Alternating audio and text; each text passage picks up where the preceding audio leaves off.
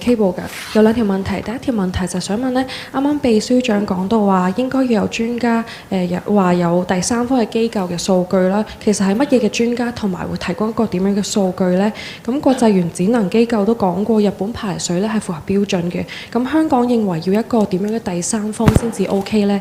咁第二條就係講緊澳門市政府咧話1月去到7月咧就由10個都縣入口嘅食品咧佔總進口量咧係不足0.1% 嘅，咁香港有冇啲乜嘢數字呢？雖然啱啱我講到話要因應情況先至可能會撤銷或者放寬嗰個禁令啦，咁其實會唔可以具體講下有啲咩情況香港先至會放寬禁令？即係例如話，如果內地放寬，會唔會係一個其中一個考慮嘅因素呢？唔該。頭先我講到咧，即係如果你話日本嗰邊嘅排水嘅系統係點樣？佢哋啲數據點樣收集？水平係如何？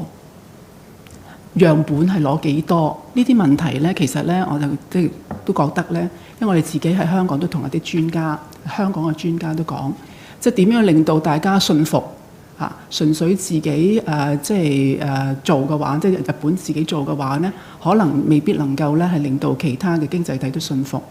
咁所以一個可行嘅方法咧，就會係邀請即係日本方面咧，係邀請第三方係去參與同埋去監察佢哋嘅工作。咁呢方面我信得過，即係日本政府佢會考慮啦。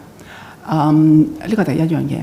第二樣嘢咧就係咧頭先有講到咧，就係嗰個即係澳門嗰邊就講咗佢哋嗰個即係嚟自10都縣嗰個即係進口個情況。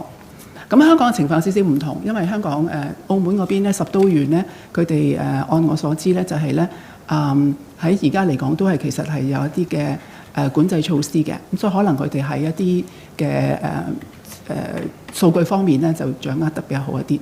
我哋都有啲嘅數據，咁但係我嘅數據咧就主要係講緊咧就係究竟而家喺香港全香港我哋喺食物方面咧喺日本進口嘅食物佔我哋喺香港幾多咧？咁大約係2%，係啦2%。咁但係咧就要睇唔同嘅食物種類啊，有一啲嘅種類咧就可能係佔嘅比重係大一啲嘅。譬如我哋今天我講緊即係禁制嘅海產咧，就我哋掌握個數據咧係大約係即係6.75%啊，6.75%。咁有另外一啲嘅唔喺而家嘅禁制令裏面，但係即係比較多香港人食嘅日本食品就應該係雞蛋啊，雞蛋比較多嘅，係超過10%嘅，我知道。咁所以你話今次我哋有個禁制令之後，究竟嚟自日本嘅食品佔香港整體食品嗰個比重會點樣有個變化咧？咁樣咁我覺得都好睇嘅消費者啦，因為我哋而家禁嘅水產亦都唔係禁晒全日本嘅水產，係啦。10都縣以外嘅水產其實你今天係可以進口嘅。咁亦都有聽到一啲嘅業界朋友講話，10都縣嚟唔到，咁咪可以喺其他嘅日本嘅縣份係採購個食材。咁所以呢方面嗰個需求係點樣？係個市場去決定啦。咁至於其他嘅食品咧，就其實基本上就唔喺今次嗰個即係我哋嗰個食物安全命令嗰個規管嘅範圍添，係啦。咁所以我諗緊要嘅咧，我哋而家做嘅嘢咧，我覺得係緊要嘅咧，就第一樣嘢咧就係實施個禁令，風險高嘅都縣佢哋嘅水產品唔俾入嚟香港，呢個第一重啦。第二重頭先黃醫生或者處長都有講到嘅咧，就係入得嚟嘅水產繼續入得嚟嘅水產，即係非10都縣嘅水產嚟到香港咧，其實基本上咧自6月中開始咧，食物安全中心咧係每一批嘅日本進口嘅水產品，無論佢嚟自邊個縣份，都去做呢個輻射嘅檢測。呢個工作咧，我哋喺食物安全命令生效之後，日本開始排放核污水之後咧，我哋會係繼續。咁希望咧係俾到大家有個信心咧，就係食安會嚴格把關嚇。所有其他嘅縣份嚟得香港嗰啲咧，我哋都會做檢測。咁變咗咧就係咧消費者，我亦都會通過唔同嘅方法咧，將個信息發放出去，等到消費者都了解我哋做緊啲乜嘢嘅工作。頭先講話，無論係水產，我哋其實由聽日開始咧，因為開始個核污水會排放啦，我哋之前已經講咗咧，就係由聽日開始咧，我哋會係每一日都會公佈相關嘅檢測項目嗰個情況係點樣嘅。咁你檢測項目咧就係包括咗有水產品啦。咁亦都有係漁護署，亦都幫手頭先講話食安中心就會睇日本進口嘅水產，漁護署咧亦都會睇翻咧喺香港本地嘅水產無論係捕撈嘅或者係海水養殖嘅，佢哋都會去攞版去睇。咁加埋天文台亦都會就住海水會做一啲嘅輻射監測。我哋就希望咧係藉住資訊嘅發布俾到市民咧多啲嘅信息。咁至於你話具體個人嚟講，佢哋會係選擇乜嘢食物嘅話咧，我咪留翻佢哋自己個人嘅決定啦。咁樣好。Two questions from AFP.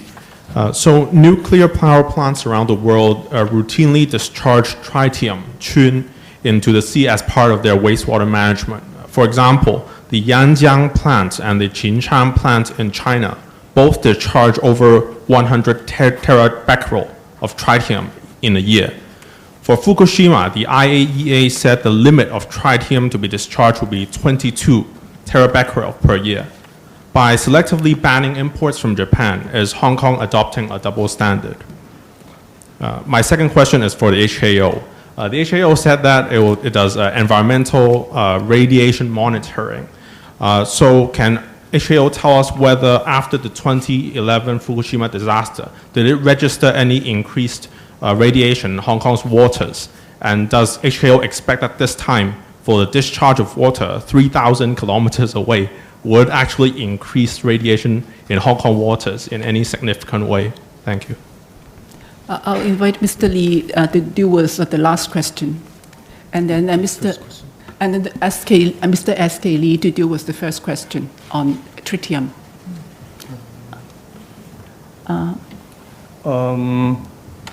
As I just mentioned, the HKO has been monitoring the radiation level of the seawater for quite a long time. And since the Fukushima incident in 2011, we did not notice any increase in the radiation level in Hong Kong waters. And for the discharge of nuclear contaminated water this time, since the distance from Japan to Hong Kong is more than 3,000 kilometers, so we expect that the effect will be very minimal, but still to ensure and to make sure that for the public assurance, we still increase the frequency of our seawater monitoring from once every quarter to once a month. Thank you. And Mr. S.K. Lee on tritium. I think the most important thing to note is the tritium discharged as a result of normal operation of nuclear plants. And tritium in nuclear contaminated water discharged at Fukushima, they're not the same. Mr. S.K. Lee, please. Thank you, Permanent Secretary. Thank you. Yes, the situation cannot be compared on the same basis. On the first scenario you mentioned, this is for the routine discharge. Routine discharge means the nuclear power plant remain intact, and the water will not come into contact with the nuclear fuels in the reactor core. But in Fukushima, the situation is completely different. The reactor core of all the 3 units, unit 1 to 3, is completely melted. So the water, the nuclear contaminated waters has come into contact with the highly radioactive materials inside the melted reactor cores. and they contain, in addition to tritium, there's many different kinds of radioactive substances, which could be of very high radiation levels. So they need to be treated by very sophisticated systems in order to reduce the levels. So the two situations cannot be compared. They are totally different scenarios. Thank you.